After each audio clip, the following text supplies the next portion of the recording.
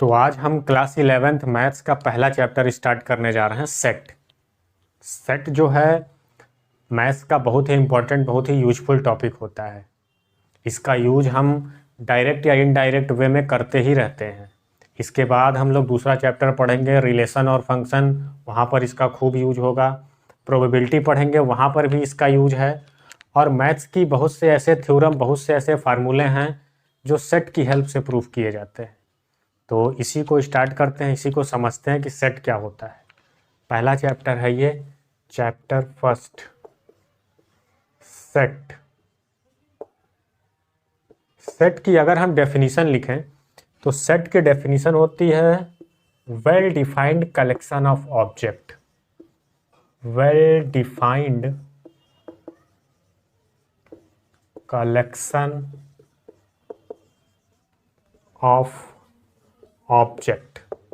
Set जो होता है चीज़ों का, ऑब्जेक्ट्स का एक वेल डिफाइंड कलेक्शन होता है। इसमें जो हमने एक एक वर्ड लिखा हुआ, इसकी मीनिंग को समझते हैं। तो अगर हम ऑब्जेक्ट को समझें, ऑब्जेक्ट का मतलब समझते हैं क्या होता है। ऑब्जेक्ट का मतलब चीज़ें, वस्तुएं, थिंग्स, आइटम्स, उन्हें ही हम ऑब्जेक्ट बोलते हैं। कलेक्शन ऑफ ऑब्जेक्ट, कलेक्शन का मतलब होता है कई चीज़ों को इकट्ठा कर दें। जैसे ये पेन है, पेन का कलेक्शन। कपड़े हैं, कपड़ों को अगर हम कई कपड़ों को इकट्ठा कर दें तो उसे ही हम कपड़ों का कलेक्शन बोलते हैं। कलेक्शन का मतलब हुआ कि कई चीज़ों को इकट्ठा करना। तो और कैसा कलेक्शन होता है set? Well defined collection. Well defined का क्या मीनिंग है? वेल डिफाइंड का मीनिंग अगर हम समझें तो वेल डिफाइंड का मतलब होता है कि कोई ऐसी चीज़ जिस पर हर लोगों की राय, हर लोगों की ओपिनियन, हर लोगों का विचार सेम हो, उसे ही हम वेल डिफाइंड बोलते हैं। ठीक है। एग्जाम्पल से अगर हम समझें कि वेल डिफाइंड क्या होता है, अगर हम कहें most talented person in the world, क्या यह एक वेल डिफाइंड स्टेटमेंट है? यह एक वेल डिफाइंड स्टेटमेंट नहीं है। Most talented person in the world, क्यों? क्योंकि इस पर हर लोगों की राय, हर लोगों का विचार सेम नहीं होगा, एक नहीं होगा। कोई किसी को मोस्ट टैलेंटेड पर्सन कहेगा, कोई किसी को मोस्ट टैलेंटेड पर्सन मानेगा। हर लोगों का राय पर्सन टू पर्सन, इस पर ओपिनियन, उनका विचार बदलता रहेगा। इस वजह से यह एक वेल डिफाइंड स्टेटमेंट नहीं है। वेल डिफाइंड होने के लिए क्या होना पड़ेगा? हर पर्सन की, किसी से भी हम उसका आंसर पूछें, उसका रिस्पांस पूछें तो सेम मिले, एक मिले, यूनिक मिले, वही वेल डिफाइंड होगा। जैसे अगर हम कहें, दूसरा एग्जाम्पल लें, collection of vowels of English alphabet. हम एग्जाम्पल ले रहे हैं वॉवेल्स ऑफ इंग्लिश अल्फ़ाबेट। तो ये क्या होगा? Vowels of English alphabet AEIOU होगा। AEIOU, यह एक क्या है? यह एक वेल डिफाइंड है। क्यों एक वेल डिफाइंड है? क्योंकि हम किसी से भी पूछेंगे, हमसे पूछा जाएगा तब भी हम इसका आंसर AEIOU ही कहेंगे। किसी दूसरे से पूछा जाएगा, वो भी इसका आंसर यही देगा। तीसरे से पूछा जाएगा, वो भी इसका आंसर यही देगा, AEIOU। ठीक है। इसका आंसर हर लोगों से सेम मिलेगा, हर लोगों की ओपिनियन, हर लोगों की राय इस पर एक ही होगी। वॉवेल्स ऑफ इंग्लिश अल्फ़ाबेट पर AEIOU, कोई इसका आंसर कोई कुछ और नहीं कहेगा। तो क्या होगा? यह एक वेल डिफाइंड स्टेटमेंट हो जाएगा। वेल डिफाइंड जब हो गया, और कलेक्शन तो है ही, ऑब्जेक्ट्स का कलेक्शन है, चीज़ों का कलेक्शन है। जब यह वेल डिफाइंड भी हो गया और चीज़ों का कलेक्शन भी हो गया तो यह क्या हो गया? एक सेट भी हो गया। यह एक सेट भी होगा। तो कलेक्शन ऑफ वॉवेल्स जो होगा, कलेक्शन ऑफ वॉवेल्स, वॉवेल्स जो होगा of English alphabet, English alphabet, ये जो होगा एक सेट होगा, इज अ सेट, या एक सेट होगा। ठीक है। तो सेट की जो डेफिनेशन हुई, well defined collection of object. हम समझ गए कि सेट क्या होता है, कोई भी कलेक्शन जो क्या हो, वेल डिफाइंड हो, उसे ही हम सेट बोलेंगे। कुछ और एग्जांपल से समझते हैं सेट को। अगर हम कहें collection of reverse of India, collection of reverse of India, collection of reverse of India, India की नदियों का कलेक्शन, क्या यह एक सेट होगा?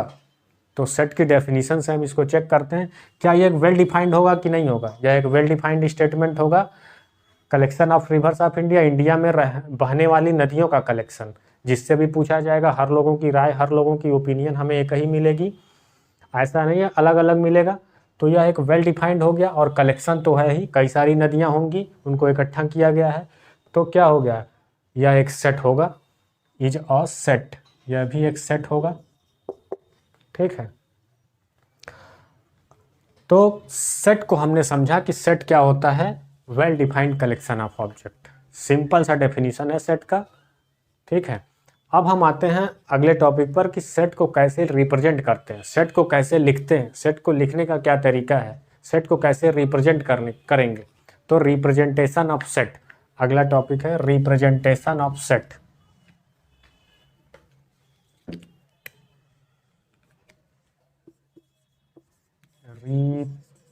रिप्रेजेंटेशन ऑफ सेट, सेट को कैसे रिप्रेजेंट करेंगे। सेट को रिप्रेजेंट करने के दो मेथड है। पहला है tabular method, tabular method, tabular method या इसी को रोस्टर मेथड भी बोलते हैं, रोस्टर मेथड।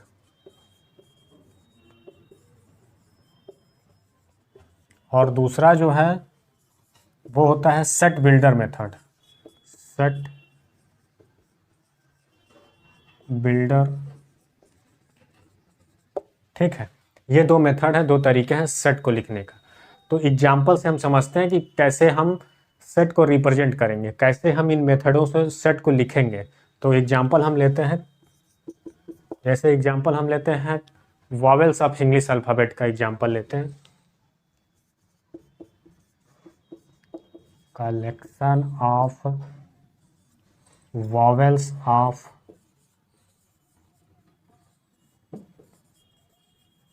English alphabet.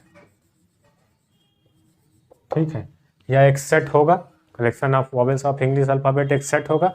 इस सेट को हम टेबुलर और रोस्टर सेट बिल्डर मेथड से लिख रहे हैं। कैसे हम लिखेंगे, तो ऊपर हम लिख रहे हैं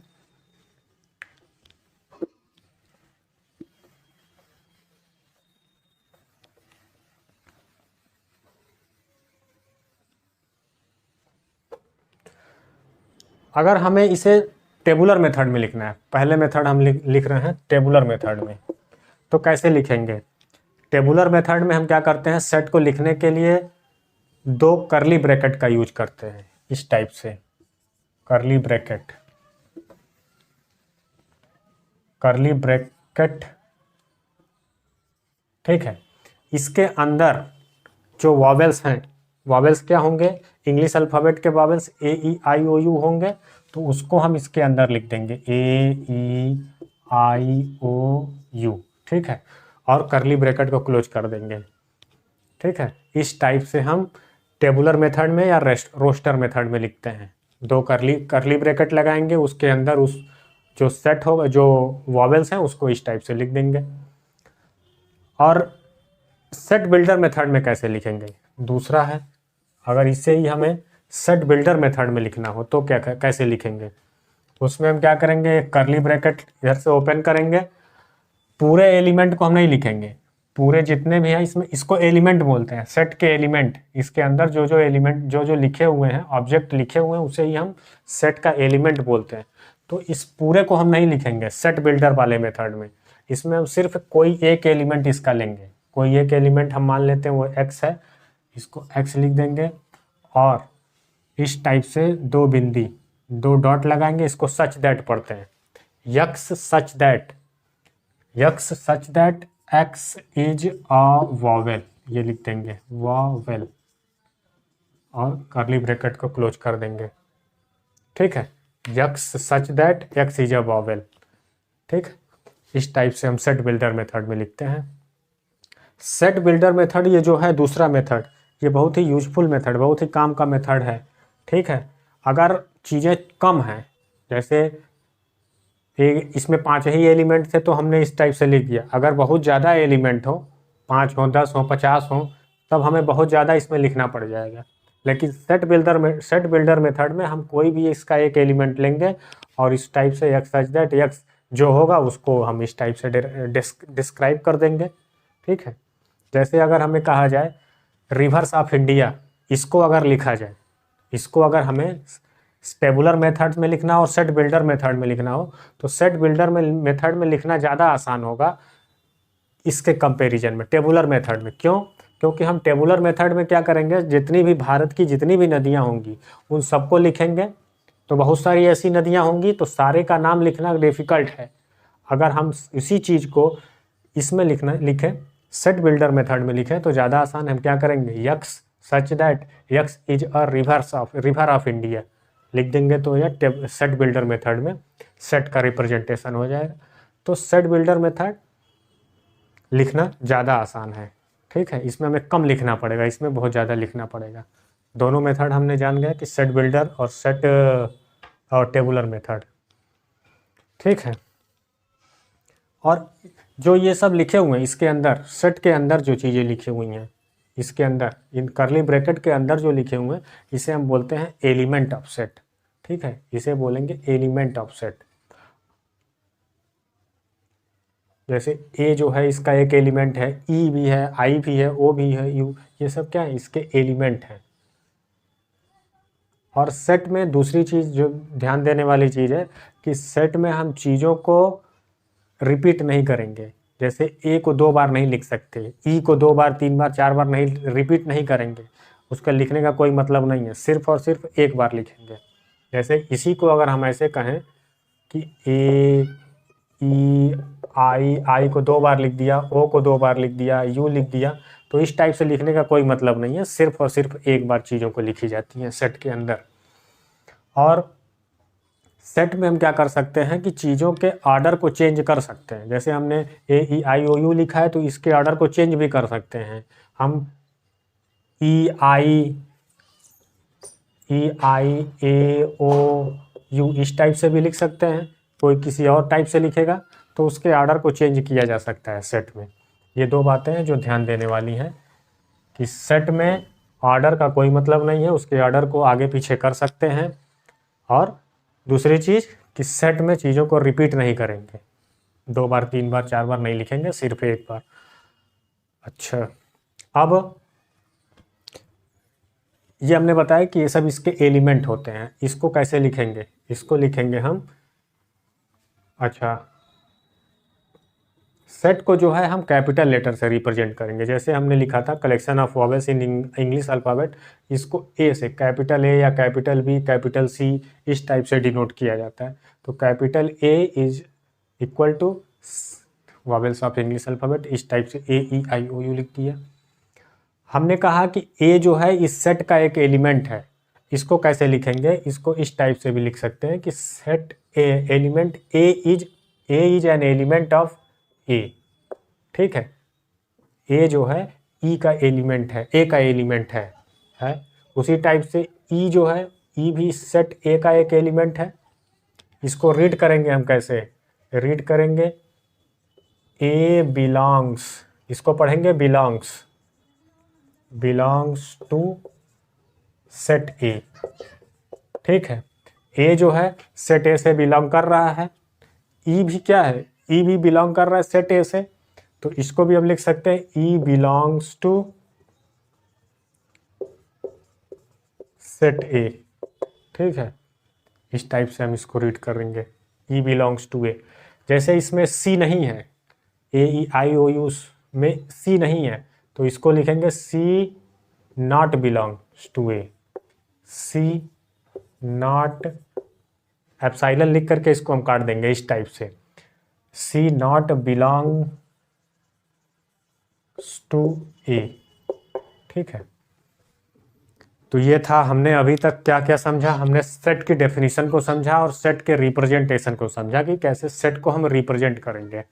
ठीक है, 2 मेथड थे सेट के रिप्रेजेंटेशन के, टेबुलर मेथड और सेट बिल्डर मेथड।